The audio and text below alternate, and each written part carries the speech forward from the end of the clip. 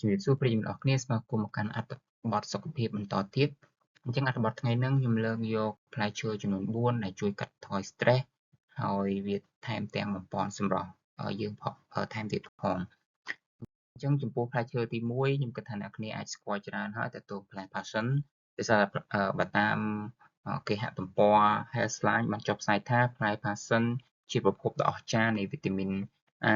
ដែលជាសារធាតុចិញ្ចឹមមានអត្ថប្រយោជន៍ជាពិសេសសម្រាប់ស្បែកវាផ្ទុកដោយសារធាតុប្រឆាំងអុកស៊ីតកម្មផ្សេងៗជាពិសេសដូចជាវីតាមីន C, Bofilila, Vin និង Carotene ដែលជួយជំរុញដល់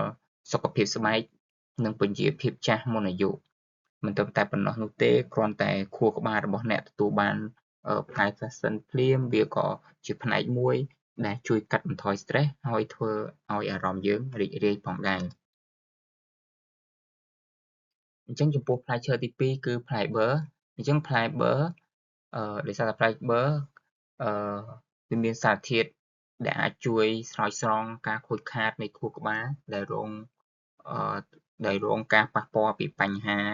អារម្មណ៍តានតឹងនិង stress ជាដើមហើយវាក៏ជាប្រភពដ៏អស្ចារ្យនៃ potassium ហើយ potassium ត្រូវបានបង្ហាញដើម្បីជួយកាត់បន្ថយសម្ពាធសរសៃឈាមខួរក្បាលបានយ៉ាងល្អ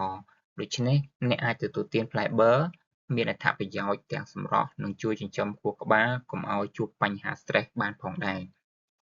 អញ្ចឹងចំពោះផ្លែឈើទី3គឺផ្លែអាឡឹកអញ្ចឹងផ្លែអាឡឹកងាយស្រួលមែនទែនអញ្ចឹងបើសិនជាយើងមើលទៅតាមគេហទំព័រTestro Home គាត់បានណែនាំថាផ្លែអាឡឹកជាផ្លែឈើដែលសម្បូរទៅដោយវីតាមីន A និងវីតាមីន C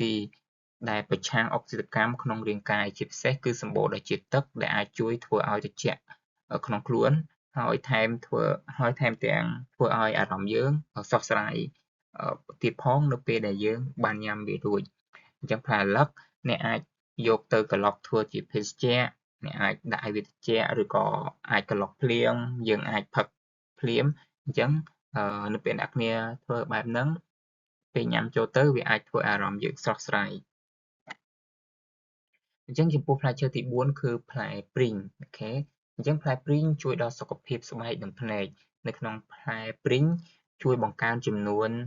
hemoglobin និងជាតិដែកវាបានដើរតួនាទីយ៉ាងសំខាន់ដែលជាភ្នាក់ងារបន្សុទ្ធឈាមឬក៏លាងឈាមជួយដល់ស្បែកអ្នកឲ្យមានភាពភ្លឺរលោងនិងស្រស់ថ្លាជាងមុន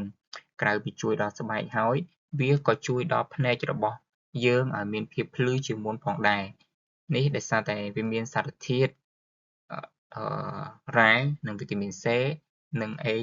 វីតាមីន A និងវីតាមីន C និងវីតាមីន A ជាដើមអញ្ចឹងខ្ញុំសង្ឃឹមថាអ្នកនរគ្នាអាចឧស្សាហ៍ញ៉ាំផ្លែឈើទាំង4ហ្នឹងដើម្បីឲ្យអារម្មណ៍យើងស្រស់ស្រាយខួរក្បាលយើងបានល្អជាពិសេសកាត់បន្ថយ stress